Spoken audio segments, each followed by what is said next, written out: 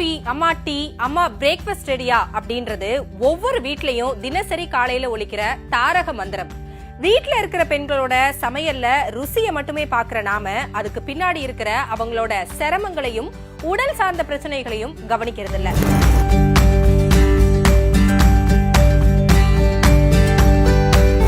இந்திய பெண்கள் ஒரு நாளைக்கு சுமார் 4-5 மணி நேரம் சமையல் அறையில நேரம் செலவிடுறதா ஆய்வுகள் காட்டுது. பல வீடுகள்ல புகை, வாயுக்கள் வெளியேறதுக்கு போதுமான காற்றோட்டம் இல்லைன்னு சொல்லப்படுது.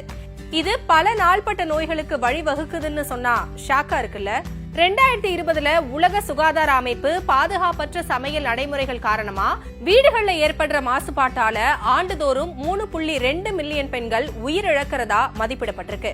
இதுல 32% இதய நோய், 23% பக்கவாதம், மத்தபடி சுவாச நோய், நுரையீரல் புற்றுநோய் போன்ற பிரச்சனைகளே காரணமா பார்க்கப்படுது. இதுக்கு சமையலறை அமைப்பை காற்றோட்டமா மாத்துறதோட குறுகிய நேரத்துல சமையலை முடிக்கவும், அடிக்கடி சமையலறையை விட்டு வெளியே வந்து தண்ணீர் குடிக்கணும்னு ஆய்வாளர்கள் சொல்றாங்க.